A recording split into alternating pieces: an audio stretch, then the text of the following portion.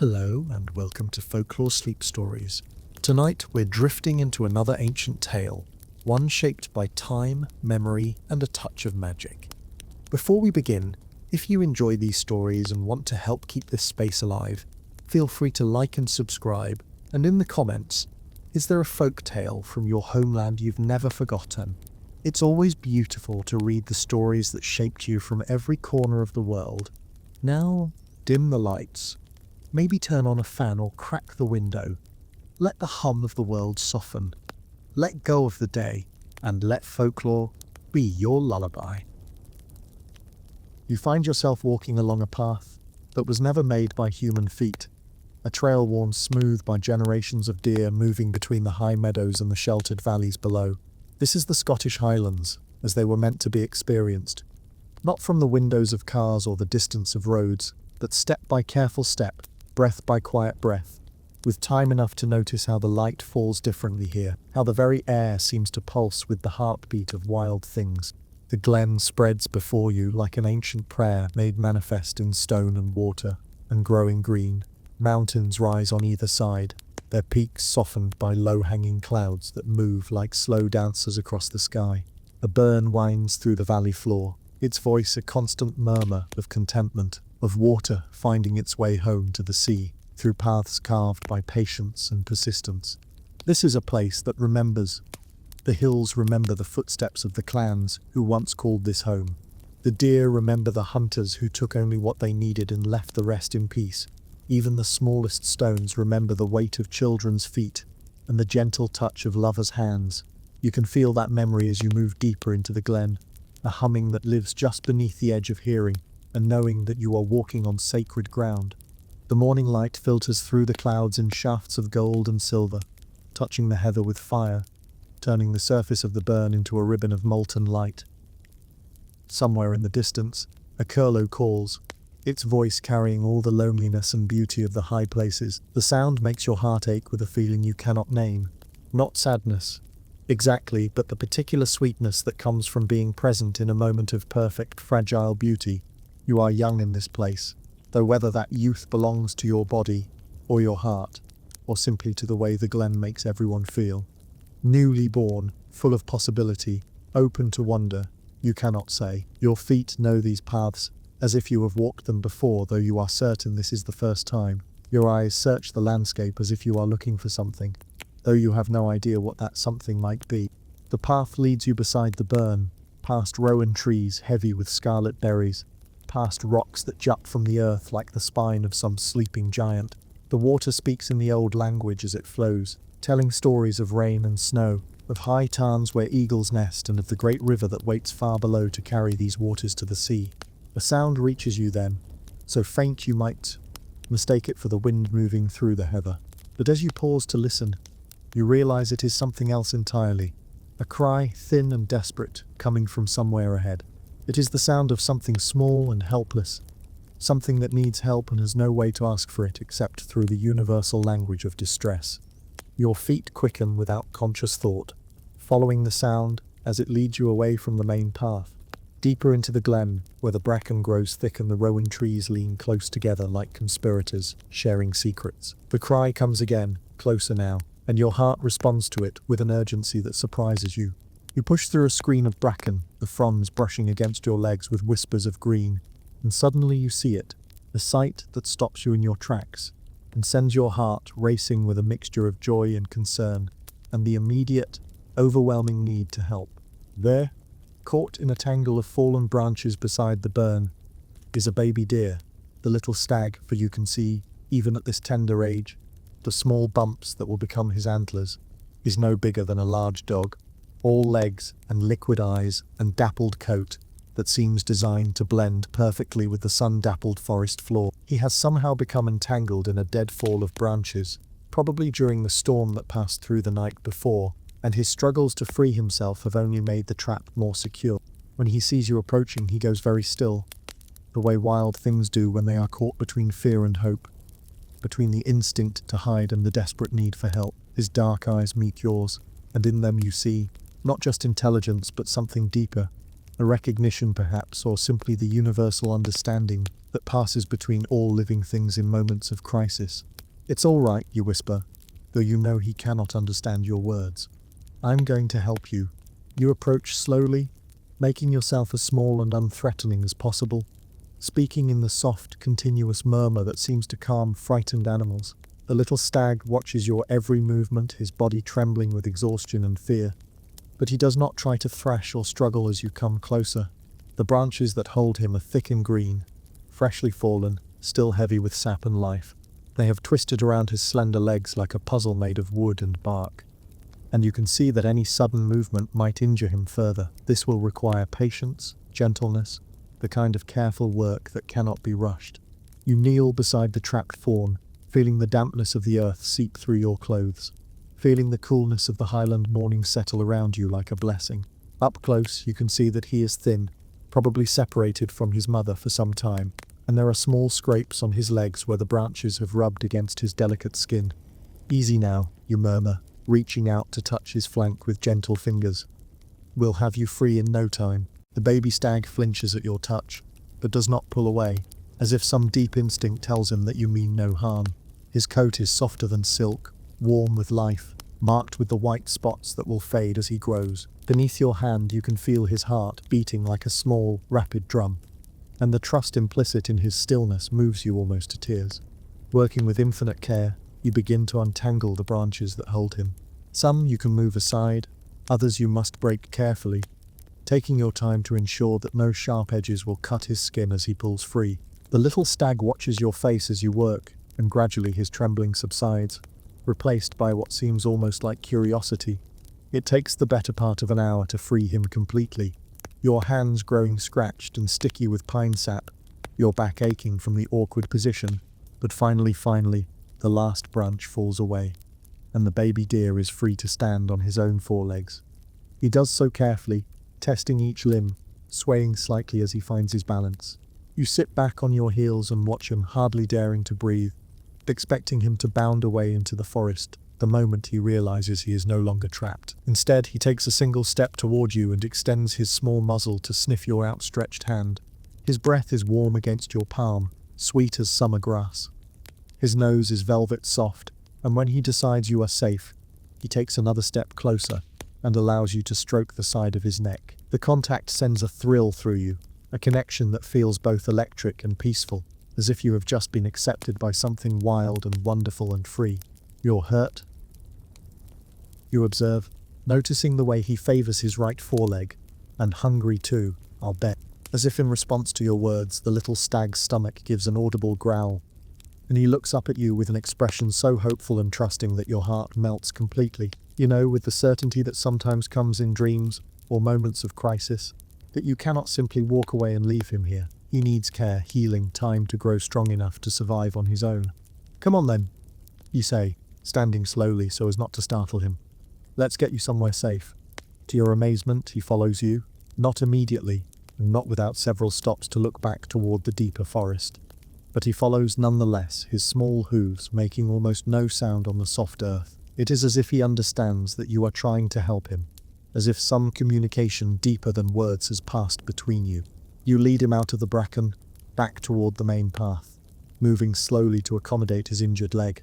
The burn chatters beside you as you walk, and the morning light grows stronger, burning away the last of the mist, and revealing the glen in all its wild beauty. Birds call from the rowan trees, and somewhere in the distance a red deer barks, the sound echoing off the hills like a question mark hanging in the clear air. The little stag startles at the sound, his head coming up, his ears swiveling toward the distant call.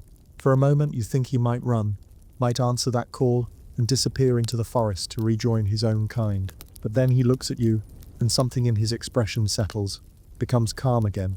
He has made his choice, at least for now. You are taking him home, to the small cottage that sits at the mouth of the glen, where you can tend his wounds and feed him, and give him time to heal. You do not yet know that this choice will change both your lives, that the bond forming between you in these first precious moments will prove stronger than distance, deeper than time, more enduring than all the forces that will eventually separate you. All you know is that he needs help, and you can give it. All you feel is the warm glow of connection, The deep satisfaction of being exactly where you need to be, doing exactly what your heart tells you is right. The cottage comes into view as you round a bend in the path, its stone walls golden in the morning light, smoke rising from its chimney in a thin blue line. Home has never looked so welcoming, so ready to open its doors to whatever needs shelter and care. The cottage sits in a natural clearing where the glen opens like cupped hands, protected by hills on three sides, and facing the sunrise with windows that catch and hold the light like amber. It is built of local stone, each piece fitted to its neighbours with the kind of patience that creates structures meant to last for centuries. The roof is slate, dark and weathered, and the door is painted the deep blue of Highland sky at twilight. Your grandmother emerges as you approach, drawn by some sixth sense that tells her something unusual is happening. She is a small woman with silver hair and eyes, the colour of deep water, wearing a woolen shawl, the colour of heather, and boots that have walked every path in this glen, more times than could be counted. When she sees you walking slowly up the path with the baby stag limping beside you, her face shows no surprise, only the gentle acceptance of someone who has lived long enough to know that miracles, small ones at least, happen every day. "So," she says simply, "you've found yourself a friend." "He was trapped," you explain, running your hand along the little stag's neck, in the fallen branches by the burn. "He's hurt and hungry, and he's chosen you." Your grandmother finishes, her voice warm with understanding. "Just as you've chosen him. Come then, let's see what we can do for the wee one. We'll need to be careful," your grandmother says as she spreads fresh straw in one corner of the shed. "Wild things need to stay wild, even when they need our help. Too much comfort, too much human contact, and they forget who they really are." Your grandmother kneels beside him with the easy grace of someone who has tended many hurt creatures over the years. Her hands are gentle as she examines his injured leg, her touch so light and sure that he does not flinch or try to pull away. "Nothing broken," she announces after a few minutes. "Just a strain and some scrapes that need cleaning. He'll heal, given time and care." She sends you to the cottage for supplies, clean rags, warm water, a jar of the healing salve she makes from herbs gathered in the high meadows. When you return, she shows you how to clean the small wounds without causing pain, how to apply the salve in thin layers, how to wrap the injured leg with strips of soft cloth that will protect without restricting movement. "Animals heal faster than people," she explains as she works. "They don't worry about their injuries the way we do, don't imagine complications that might never happen. But they need to know they're safe, need to feel that the hands caring for them mean no harm." The little stag submits to this ministration with remarkable patience, as if he understands that enduring a little discomfort now will prevent greater pain later. His dark eyes follow your movements, learning your scent, your touch, the particular rhythm of your voice. Already you can feel the bond between you strengthening, becoming something more than simple human kindness toward a hurt animal. When the doctoring is finished, your grandmother produces a bottle of warm milk from the cottage, rich and creamy from the morning's milking. The little stag drinks eagerly, his small pink tongue lapping at the milk with delicate precision. Some of it drips from his chin, and without thinking, you reach out to wipe it away. He allows this touch, even seems to welcome it, and your heart swells with a feeling of such tenderness it almost overwhelms you. "What will we call him?" you ask as he finishes the milk and settles back into the straw. Your grandmother considers this question seriously, studying the little deer with eyes that seem to see more than his physical form. "He'll tell us his name when he's ready," she says finally. "Names are important things. They should be chosen carefully with proper consideration for who someone really is, not just what they look like on the surface." You spend the rest of that first day simply sitting with him, letting him grow accustomed to your presence, learning the rhythm of his breathing, the way his ears move to track sounds you cannot hear. He sleeps often, the deep sleep of healing, and when he wakes he seems a little stronger each time, a little more alert. By evening he is able to stand without favoring his injured leg, and he moves around the small shed with increasing confidence. When you bring him another bottle of milk, he greets you with what can only be described as enthusiasm, nuzzling your hand and allowing you to stroke his soft coat while he drinks. "He's bonding with you," your grandmother observes from the doorway. "Thinks you're his mother, most likely. It's natural enough. You saved him, cared for him when he was hurt and frightened. But you'll need to be careful, not to let him become too dependent. Wild things need to learn to fend for themselves. At night, you lie in your bed, listening to the small sounds he makes as he settles into sleep, soft sighs, the rustle of straw as he shifts position, the occasional small bleat that sounds almost like a question. Your heart is full of a new kind of love, fierce and protective and unlike anything you have ever felt before. Outside your window, the Highland night spreads across the glen like a dark blanket pricked with stars. An owl calls from the forest, and from somewhere far up on the hillside comes the bark of a red deer stag, wild and free and belonging completely to the ancient rhythms of this place. You fall asleep wondering if your little stag hears that call too, wondering if it stirs something in his blood that speaks of running with the herd, of following the old paths through the high country, of claiming his place in the community of deer that has lived in these hills since time beyond memory. But for now, he is yours to care for, yours to protect, yours to love with the whole of your young heart. And that is enough, more than enough. It is everything. The days that follow pass in a rhythm as natural and necessary as breathing. Each morning you wake with the first light, drawn from sleep by an invisible thread that connects your heart to the small life depending on you for care and comfort. You dress quickly and quietly, not wanting to wake your grandmother, and slip out to the shed where your deer waits for you with eyes bright as polished stones. He knows your footstep now, recognizes the particular sound you make moving through the morning quiet. Before you even open the shed door, you can hear him stirring, getting to his feet, preparing to greet you with the enthusiasm of someone whose entire world consists of the space between your visits. When you appear, he comes to you without hesitation, his small muzzle seeking your hand, his whole body radiating the contentment of a creature who knows it is loved. "Good morning, little one," you whisper, running your hands along his sides, feeling for any signs of tenderness or injury. But each day he grows stronger, more solid, more himself. The scrapes on his legs heal quickly, leaving no trace of his ordeal, except perhaps increased wariness of fallen branches and a deeper appreciation for human kindness. Your grandmother teaches you the art of caring for wild things, how much milk to give him and when, how to encourage him to browse on the native plants that will make up his adult diet, how to gradually increase his freedom without putting him at risk. Under her guidance, you learn to read his moods and needs, to understand the subtle language of his movements and expressions. See how his ears move when he's content, she points out as you watch him graze in the small paddock behind the shed. And notice how he holds his tail when he's alert to danger. These things will serve him well when he returns to the wild. The more natural his behaviors remain, the better his chances of survival. But even as she speaks of his eventual return to the forest, you find yourself unable to imagine the cottage without him, your days without the rhythm of his care.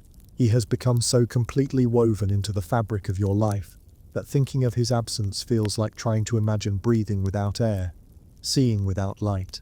As the weeks pass, he grows visibly larger, his legs lengthening, his body filling out with the sleek muscle of a healthy young deer.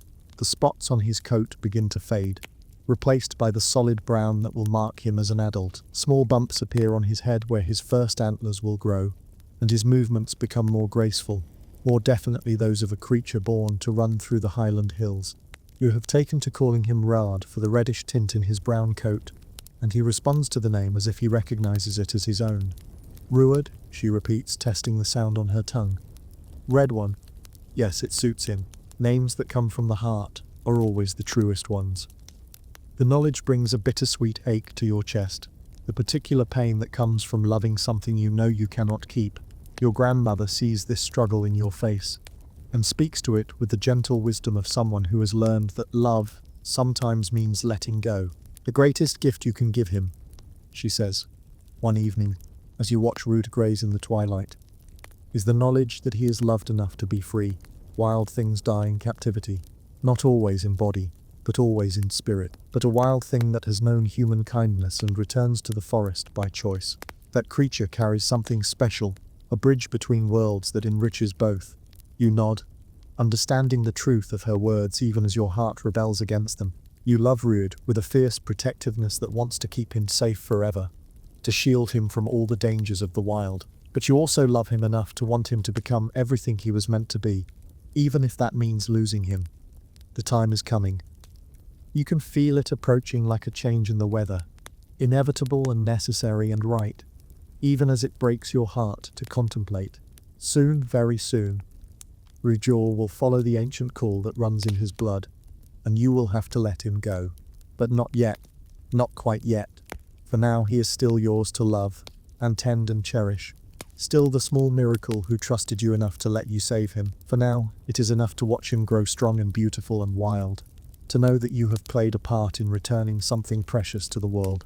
The bond between you deepens with each shared day, becoming something that transcends the simple relationship between human and animal. It is a connection of souls, a recognition that some loves are too deep for words, too pure for possession, too true to be constrained by the ordinary boundaries that separate one species from another.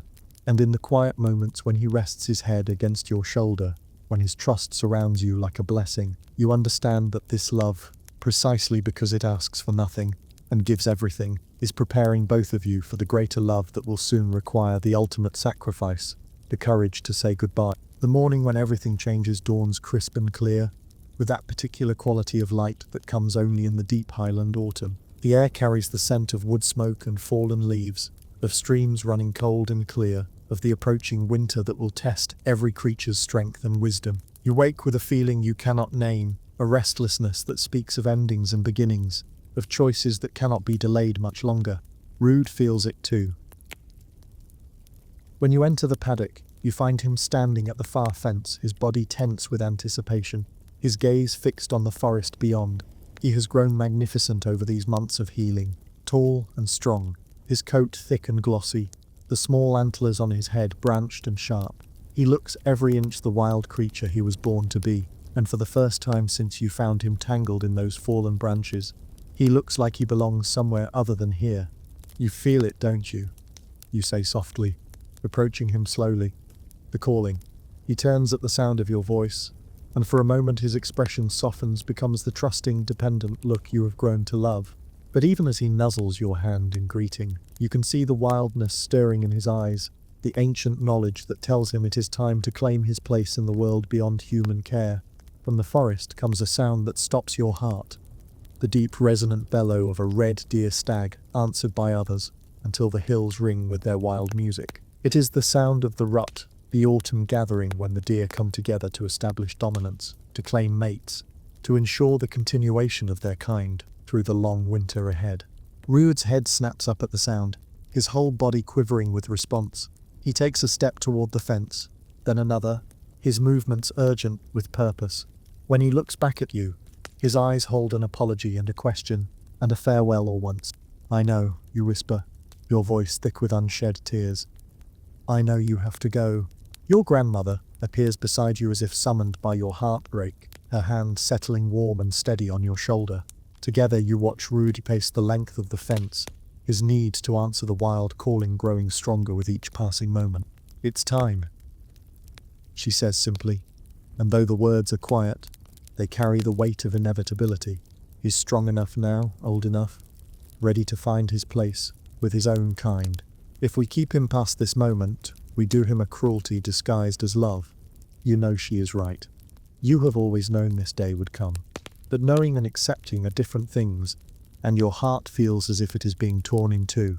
Part of you wants to beg him to stay, to promise him safety and comfort, and all the love in your young heart. But the greater part of you, the part that truly loves him, knows that his happiness lies not in the security of human care, but in the wild freedom he was born to claim. Will he be all right? You ask, though you know your grandmother cannot promise any such thing. The forest holds dangers, wolves and hunters, harsh winters and scarce food, the constant struggle that defines life in the wild. He'll be what he was meant to be, she replies. Strong and careful and wise, because that's what you've helped him become, and he'll carry something with him that other deer don't have. The knowledge that kindness exists in the world, that not all humans are enemies, that love can bridge the gap between species. Together you open the gate of the paddock. Ruud stands at the threshold for a long moment, looking back at you with an expression that seems to hold all the gratitude and affection of your months together. Then he steps through the gate and into the larger world, his hooves making no sound on the soft earth. He does not run immediately. Instead, he walks slowly toward the forest edge, pausing every few steps to look back, as if memorizing your face, storing this final image against future loneliness. You follow at a distance, wanting to see him safely to the tree line, wanting to witness this moment of transition from dependence to independence. At the edge of the forest, he stops completely and turns to face you one last time, for a heartbeat that seems to last forever. His eyes meet yours across the space that separates the domestic world from the wild one. In that gaze, you see recognition, gratitude, love given freely and without expectation of return. Then he turns and steps into the shadows between the trees, and the forest swallows him as completely as if he had never existed at all. You stand there for a long time after he disappears, waiting for him to change his mind and come back, hoping against hope that he will decide human love is worth more than wild freedom. But the forest remains quiet except for the ordinary sounds of wind in branches and water over stones, and gradually you accept that he is truly gone. He chose well, your grandmother says gently, and so did you by letting him choose. The walk back to the cottage feels longer than it has ever felt before, and the paddock looks impossibly empty without Rued's graceful presence. That night, you lie in bed, listening to the silence where his soft sounds of settling used to be, and you cry for the first time since childhood, not the angry tears of frustration or the frightened tears of pain, but the deep cleansing tears that come from loving something enough to let it go. But even as you grieve, you carry with you the memory of his trust, the gift of his affection, the privilege of being chosen by something wild and free and beautiful. You have learned that love is not about possession but about caring for another's highest good, even when that good requires sacrifice from yourself.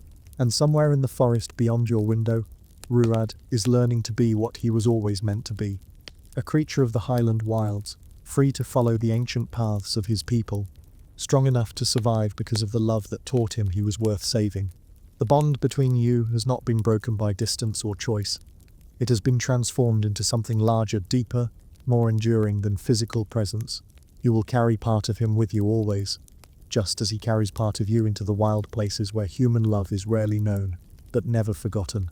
Time flows differently in the Highland glens, marked not by clocks and calendars, but by the slower rhythm of seasons turning, of years passing like pages in a book written by wind and weather. You grow from childhood into adolescence, and then into young adulthood, your body stretching toward the sky like a tree reaching for light, your heart expanding with each year's collection of joys and sorrows.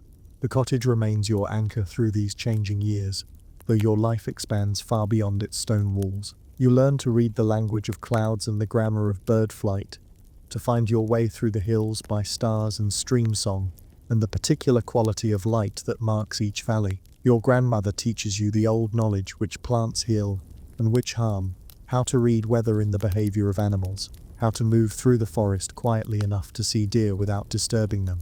And sometimes, just sometimes, you do see deer. The glen hosts several small herds that move through its boundaries with the seasons, following paths worn by countless generations before them. You watch them from a distance, searching each group for a familiar silhouette, a particular way of holding the head, the grace of movement that once walked trustingly beside you.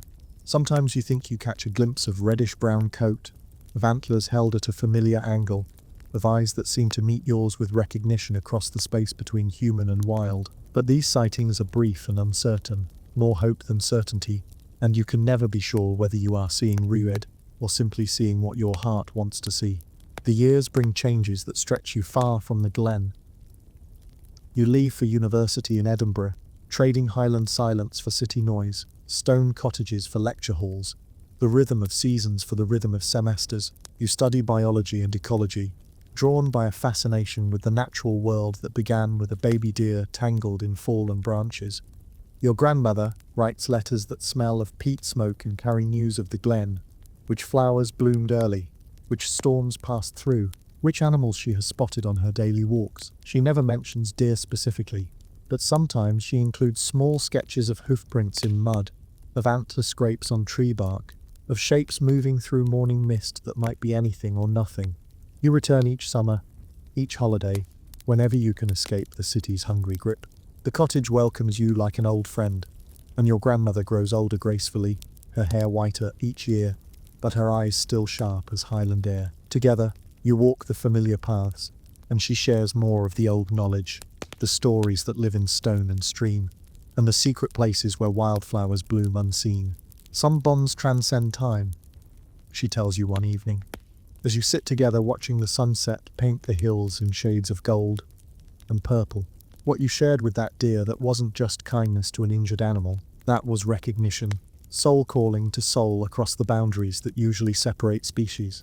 Those kinds of connections don't fade with time or distance. You want to believe her, but the rational part of your mind, sharpened by years of scientific study, insists that what you remember is mostly sentiment and wishful thinking. Deer live 8 to 12 years in the wild, if they're lucky. Rhubarb would be old now, if he survived at all. The chances of him still living in this particular glen are small, and the chances of your paths crossing again smaller still. But your heart holds a different kind of knowledge, one that doesn't depend on statistics or probabilities. Sometimes walking the forest paths in the deep quiet before dawn, you feel watched by friendly eyes. Sometimes, settling into sleep in your childhood bed, you hear the soft sound of hoofbeats on earth, moving with a particular rhythm that your soul recognizes, even when your mind dismisses it as imagination. After university, you take a position with the Highland Conservation Authority, working to protect the wild places and wild creatures that have shaped your understanding of what matters in life. The work takes you all over Scotland, from the remote islands where seals gather to sing their ancient songs, to the high mountains where golden eagles ride the thermal currents like living prayers. But always, eventually, your work brings you back to this glen, to the hills that raised you, to the streams that taught you your first lessons in the patient persistence that shapes stone into beauty. You catalogue the plants and animals, document the health of the ecosystem, write reports that help ensure these places will be protected for future generations.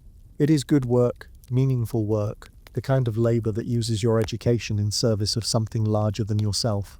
But underneath the scientific satisfaction runs a deeper current of searching, watching, hoping. You are looking for something that logic says you will never find, but that your heart insists is still out there, still moving through the Highland hills with the grace and dignity you remember from those precious months of shared mornings. The cottage becomes yours when your grandmother passes peacefully in her sleep one winter night. Her last words, a whispered blessing on all the wild things she has loved and tended. You inherit not just the stone walls and slate roof, but the responsibility of being a bridge between the human world and the world of forest and hill, stream and sky. You are in your 30s now, settled into a life that balances scientific rigor with wonder, rational thought with the deeper knowing that comes from living close to the land. You have had loves and losses, achievements and disappointments, all the ordinary magic that fills a human life, but through all of it, you carry the memory of a baby deer who trusted you enough to let you save him, and the knowledge that some bonds, once formed, become part of the eternal fabric that connects all living things. The glen holds you as it held your grandmother, as it has held generations of humans who understood that they are not separate from the natural world, but part of it, responsible for its care, blessed by its beauty, and somewhere in its forest depth, you believe against all rational evidence, but with complete certainty of heart, that Rudis still moves through the highland shadows, grown magnificent with age and wisdom, carrying with him the memory of human kindness, as surely as you carry the memory of his trust. The bond endures, patient as stone, flowing as water, constant as the turning of seasons in the glen, where both of you learned what love means when it asks for nothing but gives everything. The crisis comes without warning, as crises usually do, on a day when you are thinking of anything but danger. It is late autumn again, 25 years since that morning, when you first heard a small voice crying for help among the fallen branches. You are walking one of the high paths above the glen, conducting a survey of winter preparations in the wildlife population, clipboard in hand, and camera ready to document whatever you might observe. The weather has been unsettled for days, with low clouds that seem to press against the hills and a wind that carries the threat of early snow. You know these signs. Winter is coming early this year, and it will be harsh. The animals know it too. You have seen the red squirrels gathering nuts with unusual urgency, the birds flocking earlier than usual, the deer moving to the lower, more sheltered parts of their territory. The path you are following is one you have walked countless times, but never in conditions quite like these. The wind grows stronger as you climb, buffeting you with gusts that make accurate note-taking difficult. The clouds drop lower, reducing visibility to a few dozen yards and creating a grey, muffled world where every landmark looks subtly different. You should turn back. Every instinct developed over decades of highland walking tells you that the weather is deteriorating too quickly for safety, but you are close to completing this section of the survey. and you want to check on a particular grove of rowan trees where you have been monitoring a family of pine martens. Just a little farther, you tell yourself. Just to the next ridge, and then you'll head home. The mistake is small, but critical. Distracted by taking notes on a cluster of winter berries, you step slightly off the main path to get a better angle for a photograph. The ground, made treacherous by the morning's light rain, gives way beneath your feet. You feel yourself falling, sliding down a steep slope made slippery with wet leaves and loose stone, unable to stop or control your descent. The fall seems to last forever, and no time at all. You crash through small bushes, bounce off rocks, feel the sharp edges of broken stone tearing at your clothes and skin. Your clipboard and camera go flying, lost in the grey mist that swallows everything beyond arm's reach. Pain explodes through your body as you slam into larger obstacles, and your last clear thought before momentum takes over completely is a prayer that you will hit something solid enough to stop your fall before it carries you all the way to the bottom of the glen. You come to rest against the trunk of an ancient pine, your body twisted awkwardly, pain radiating from what feels like every joint and muscle. For a long moment you lie still, taking inventory. Your left leg throbs with a pain that suggests serious injury. Your head aches, and when you touch your forehead, your fingers come away sticky with blood. Worst of all, you seem to be at the bottom of a steep gully, surrounded by thick undergrowth and completely disoriented in the mist. You try to stand and immediately know that your leg cannot bear weight. The pain is extraordinary, and when you look down, you can see that your ankle is already swelling, your foot twisted at an angle that makes your stomach clench with nausea. You are injured, lost, and alone, in weather that is getting worse by the moment. Your phone, miraculously, has survived the fall, but the screen shows no signal. Not unusual in this remote part of the glen, but devastating under current circumstances. You try calling for help anyway, shouting into the mist until your throat is raw, but the wind snatches your voice away and throws it back as echo and mockery. As the reality of your situation settles over you, fear begins to gnaw at the edges of your consciousness. You are probably 2 miles from the nearest path that other people might use, and in this weather even that path will be deserted. Your leg makes walking impossible, and even if you could walk, you have no clear idea which direction leads towards safety. The temperature is dropping rapidly as afternoon fades toward evening. Your clothes, torn and wet from the fall, provide little protection against the wind that seems to find every gap and opening. You try to make yourself as comfortable as possible against the pine tree's trunk, but comfort is a relative term when every movement sends fresh waves of pain through your damaged leg. Hours pass. The mist thickens to near darkness, and the first flakes of snow begin to fall, light and tentative at first, then with increasing purpose. You know, with the clinical detachment that sometimes comes in crisis, that you are in real danger. Injured, exposed, with night coming on and snow beginning to accumulate, you could easily die in this gully before anyone finds you. You think of your grandmother, of all the stories she told about people who trusted the hills too much and paid the price for their overconfidence. You think of your work, half-finished reports and projects that will now fall to someone else to complete. You think of the strange irony that someone who has spent their career protecting highland wildlife might die in the very landscape they have worked so hard to preserve. But mostly, as the snow falls harder and the wind cuts through your inadequate clothing, you think of a baby deer tangled in fallen branches, and of the bond that formed between you in those precious months of healing and growth. If this is where your story ends, you are grateful that it included that chapter of perfect love given and received without condition or reservation. The snow is falling steadily now, and your body is beginning to shake with cold that you know will eventually progress to hypothermia if you cannot find shelter.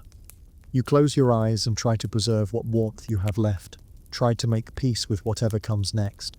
It is then, in the depth of your need and the growing silence of the snow-muffled world, that you hear it, the soft sound of hoofbeats approaching through the mist.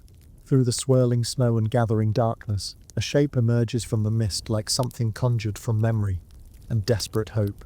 At first, you think it might be a hallucination brought on by cold and pain in the proximity of real danger, but the hoofbeats continue, measured and purposeful, growing closer with each step. Then he steps into the small clearing where you have taken shelter, and your heart stops beating for a moment before resuming with a rhythm that seems to shake your entire body. It is Ruat, there is no doubt. Despite the 25 years that have passed since you last saw him, He is magnificent now, a mature red deer stag in the prime of his life, with a full crown of antlers that branch like ancient oak trees against the grey sky. His coat is thick with winter growth.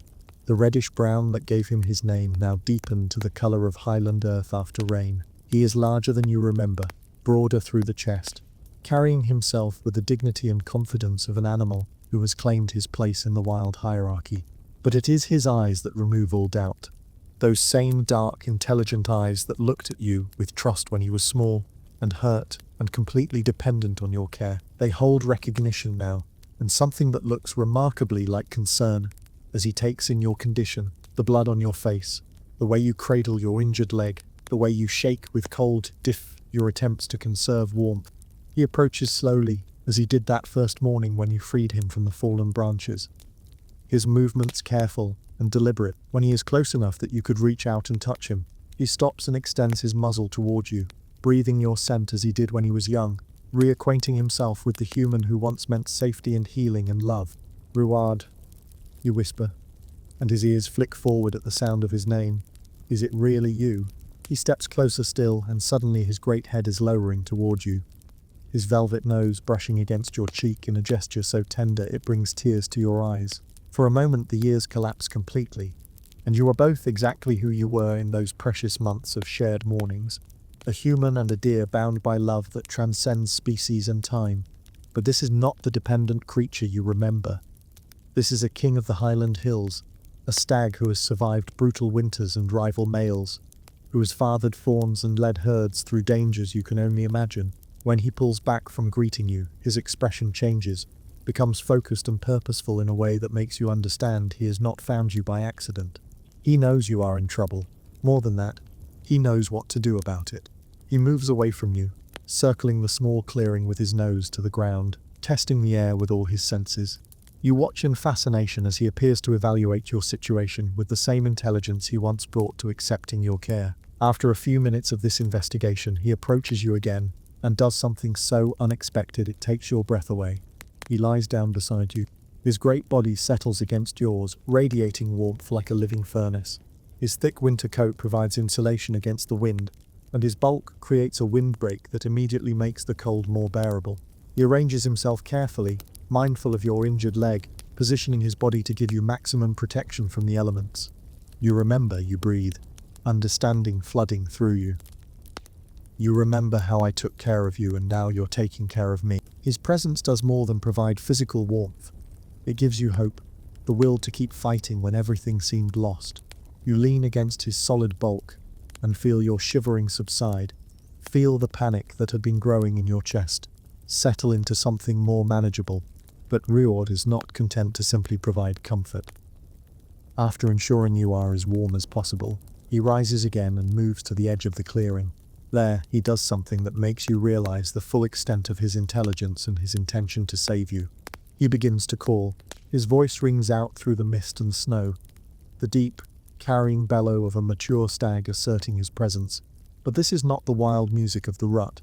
This is something different, more purposeful, more urgent. He is calling for help, using his voice to signal distress in a way that will carry far through the highland air.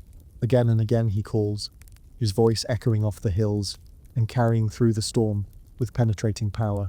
Between calls, he returns to your side, pressing against you to maintain your body temperature, then moves away to call again. He is systematic about it, turning to different directions, ensuring his voice reaches every corner of the surrounding landscape. You begin to understand his strategy. Red deer are social animals, and in weather like this, the herds will have moved to sheltered areas, where they can wait out the storm together. His calls are not just random noise. They are a language, a way of communicating with his own kind, that something is wrong, that help is needed. But will they respond? Will other deer understand his unusual behavior, his association with a human, his insistence that this situation requires their attention? You have no way of knowing, but you find yourself holding on to hope with desperate strength, trusting in the intelligence and determination of the creature who has already shown he remembers the debt of love and care. As if in answer to your thoughts, you begin to hear responses to his calls, distant at first, but growing closer. Other deer voices, questioning and concerned, beginning to converge on your location through the snow and mist. Shapes begin to emerge, First one deer, then another, then a small group, moving through the forest, with the purposeful gait of animals who have been summoned to an emergency. They approach cautiously, as wild deer should when they encounter humans, but Rude moves among them, touching noses, exchanging the complex chemical communications that deer use to share information. Whatever he tells them seems to satisfy their concerns, because instead of fleeing, they begin to settle around the clearing, adding their body heat to the warming effect of Rude's presence. You find yourself surrounded by deer, not just Rude, but a small herd of them, all lying down in a protective circle around you. Their combined body heat transforms the small clearing into a pocket of relative warmth, and their presence creates a windbreak that makes the storm far more bearable. But even more important than the physical comfort they provide is the hope they represent. The group of deer behaving this unusually will not go unnoticed. Other highland wildlife will investigate, and eventually, inevitably, human observers will come to see what is causing such strange behavior in the deer population. Riyadh settles beside you again, his great head resting close to yours, his breath warm against your cheek. In his dark eyes, you see not just the wild creature he has become, but the small, trusting deer who once depended on your kindness for survival. The circle is complete now. You saved him once, and now he is saving you, proving that love given freely always finds a way to return when it is needed most. The night passes in a strange communion, unlike anything you have ever experienced, surrounded by the gentle breathing of deer, warmed by their body heat. Protected by their silent vigil, you drift in and out of consciousness as your body fights shock and cold and the effects of your injuries. But even in your darkest moments, when pain threatens to overwhelm you and despair creeps close, you are held by the knowledge that you are not alone. Riyadh never leaves your side. Even when the other deer shift position or move away briefly to browse, he remains constant, his great body a source of warmth and comfort that may well be keeping you alive. Sometimes you feel his nose against your hand, checking that you are still breathing, still holding on. Sometimes his voice rumbles in his chest, a low sound that seems designed to let you know he is there, that he will not abandon you. The other deer come and go in shifts throughout the night, as if they have organized themselves into a rotation to ensure you are never without the warmth of their presence. You count at least 7 different animals at various times, does and younger stags, all of them moving with the same purposeful care that Riyadh shows. It is behavior unprecedented in your years of studying highland wildlife, a display of interspecies cooperation that defies everything you thought you knew about deer behavior. Through the long hours of darkness, Red continues his periodic calling, his voice cutting through the storm to announce your location to any who might be listening. The other deer add their voices occasionally, creating a chorus that echoes through the glen with unmistakable urgency. If there are any humans within miles, they cannot help but hear and wonder at the unusual sounds.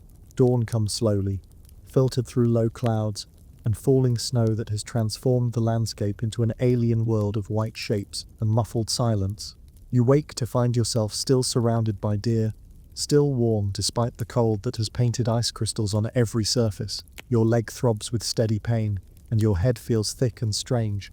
But you are alive, alert, hopeful in a way that seemed impossible 12 hours ago. As the light strengthens, you begin to hear new sounds, voices calling in the distance. Human voices, urgent and searching. The deer hear them too, their ears pricking forward with alert attention. Rude rises from beside you and moves to the edge of the clearing, calling back with renewed vigor, directing the searchers toward your location. The voices grow closer, accompanied by the sounds of people moving through the forest with purpose and haste. You hear your name being called, recognition flooding through you as you identify the voice of James Mackenzie, the head of the local mountain rescue team. Someone has reported the strange behavior of the deer. Someone has heard their calling through the storm and understood that it meant trouble. Here, you call back, your voice weak but carrying enough to guide them to you. I'm here. The rescue team appears through the mist like angels of mercy, their bright orange jackets and professional equipment a sharp contrast to the natural world that has sheltered you through the night. James takes one look at your condition, the makeshift nest of deer bodies, the obviously serious leg injury, the way hypothermia has left you barely conscious, and immediately begins barking orders to his team. But even as they work to stabilize you for transport, even as they wrap you in thermal blankets and prepare to carry you to safety, Their eyes keep drifting to the deer that continue to maintain their protective circle around you. This is something none of them have seen before. Something that challenges their understanding of how wild animals behave around humans in distress. Extraordinary, James murmurs as he checks your vitals. We've been doing mountain rescue for 20 years, and I've never seen anything like this. It's as if they were deliberately keeping you warm, deliberately protecting you through the night. They were, you managed to say, your eyes seeking Ruud among the group. He stands at the edge of the clearing now, watching the human activity with alert but calm attention. The big stag, I knew him when he was young. He remembered. James follows your gaze to Ruud, taking in the magnificent antlers, the regal bearing, the obvious intelligence in those dark eyes. That's the stag we've been tracking for years, he says with something like awe. The locals call him the king of the Glen. He's never shown himself to humans before, never let anyone get close. But last night he was calling constantly, leading us straight to you. As the rescue team prepares to move you to the helicopter that waits on the nearest flat ground, you understand that this is goodbye. Ruud has done everything he can for you, just as you once did everything you could for him. The debt of love has been repaid in full. The circle of care completed with perfect symmetry. You catch his eye one last time, and in that gaze passes all the gratitude and love and recognition that words could never express. He steps closer, close enough that you can reach out despite the rescuer's gentle restraints and touch his muzzle one final time. Thank you, you whisper, and his ears flick forward as if he understands not just the words but everything they contain. Thank you for remembering. Thank you for caring. Thank you for saving me. He stays motionless for a long moment, letting your touch linger on his soft nose, his breath warm against your palm. Then he steps back and watches with dignified calm as the rescue team lifts you onto the stretcher and begins the careful journey out of the gully. As they carry you away, you crane your neck for one last glimpse of the clearing where the impossible happened, where a debt of love was repaid across 25 years, and the boundaries between species. The deer are already melting back into the forest, returning to their normal patterns of behavior now that their unusual vigil is no longer needed. But Ruud remains visible longest, standing at the edge of the trees, watching until you disappear completely from his sight. Even when you can no longer see him, you know he is there, the magnificent creature you helped to save, who has now saved you in return, proving that the bonds formed in love transcend time and space and all the ordinary limitations that seem to separate one life from another. The helicopter lifts you up and away from the Glen, carrying you toward medical care and recovery and the rest of your life. But part of you remains always in that misty clearing, surrounded by deer, warmed by recognition, held by love that asks nothing and gives everything. The circle is complete. The debt is paid. The story has found its perfect ending in the place where it began, with kindness flowing between species, with love proving stronger than time, with trust rewarded beyond all hope or expectation.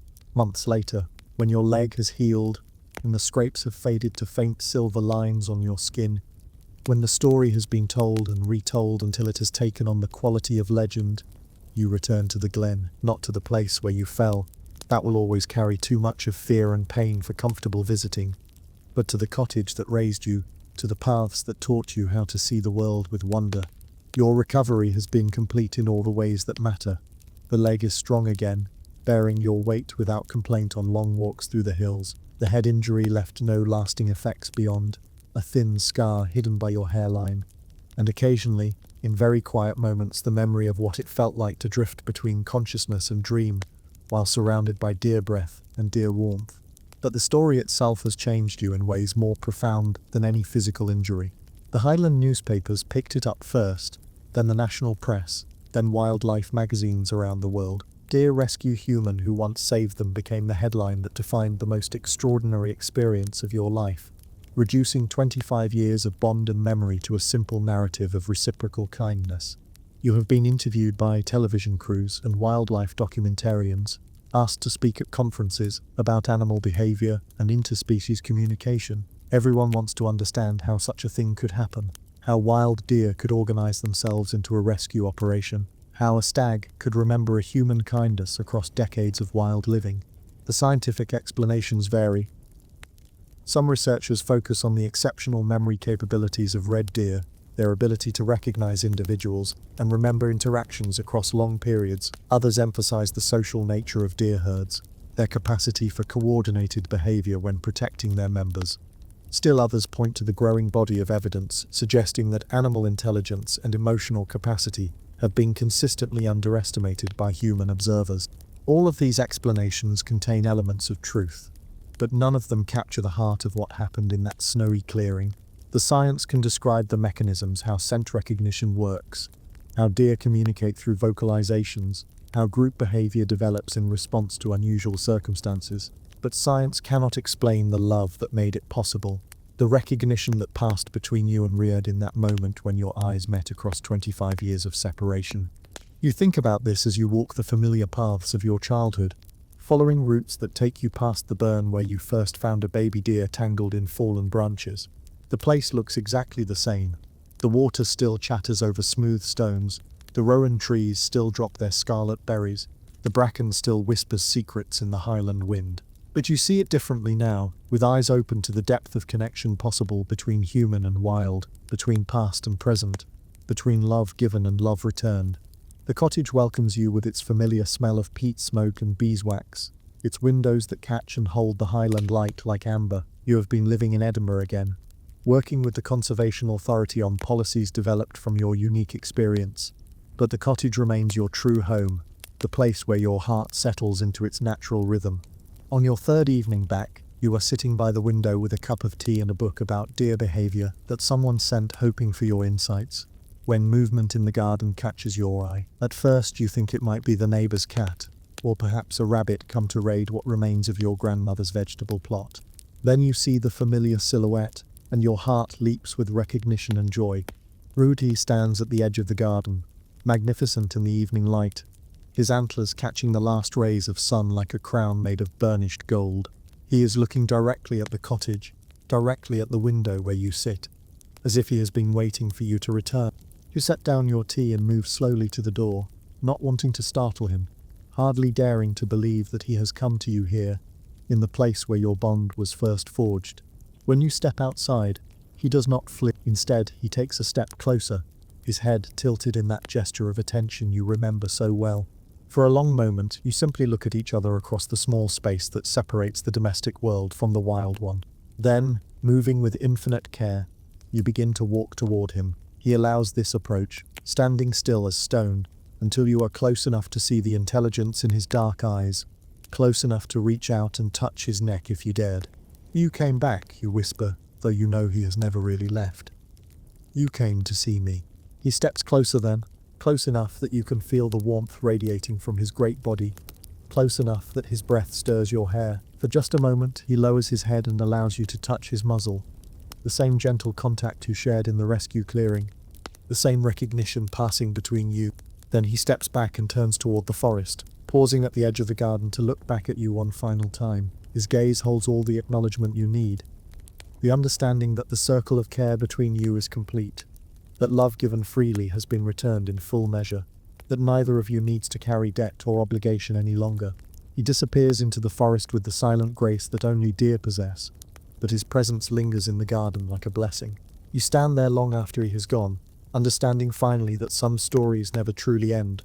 They simply transform, becoming part of the eternal cycle that connects all living things in bonds too deep for words. The Glen holds both your stories now. The young human who saved the injured deer, the deer who grew magnificent and wild and never forgot. The moment when past and present collided in an act of recognition so pure, it transcended every boundary that usually separates one species from another. And in the cottage where it all began, where your grandmother once taught you that wild things need to stay wild even when they need human help, you settle into sleep, knowing that love is the strongest force in the natural world. Not because it binds or possesses, but because it frees, because it gives without expectation, because it proves again and again that connection is possible across any distance, any difference, any span of time. The highland mist gathers outside your window, and somewhere in its shifting patterns, the memory of a great stag moves with eternal grace, carrying with him the proof that kindness once given never truly disappears. It simply waits, patient as stone, flowing as water, ready to return when the moment is exactly right. Let the Highland cottage fade, now around your sleeping form, its stone walls releasing you with the blessing of generations who have known that love transcends species, that kindness creates bonds stronger than time itself. Feel yourself floating gently back across the years, over the paths where deer move like shadows, past the streams that remember every act of compassion ever offered on their banks. The story settles into your heart like seed into soil, ready to grow into whatever wisdom your own life needs. You carry with you now the knowledge that no act of kindness, however small, is ever lost, that mercy given to the helpless finds its way back when you need it most, that love offered freely becomes part of the eternal circulation that connects all living things. Feel your breathing slow to match the rhythm of deer moving through highland forests, your heartbeat settling into the patient pulse of those who understand that we are all connected, all part of the same great pattern that weaves through forest and glen, through time and memory, through the bonds that make us truly human. The glen of first light dissolves into mist, but its teaching remains bright in your chest. That every creature we help is helping us in return. That every kindness we offer joins the vast network of care that holds the world together. That love given without expectation becomes the foundation upon which miracles are built. Riad's voice whispers one last time through the gathering darkness. Not the call of a wild stag now, but something gentler. The sound love makes when it recognizes itself reflected in another heart. Remember that we are all taking care of each other. Remember that no kindness is ever wasted. Remember that love finds a way to return, always when the need is greatest. Let this truth settle into your bones like warmth from a highland fire. Feel it flowing through your veins like the knowledge that you are part of something larger than yourself, something that includes every creature that has ever needed help, and every heart that has ever offered it freely. The cottage garden grows quiet around your sleeping form, but in that quiet lives the eternal presence of all the bonds you have formed, all the kindness you have given, all the love that waits to return to you when your own moment of need arrives.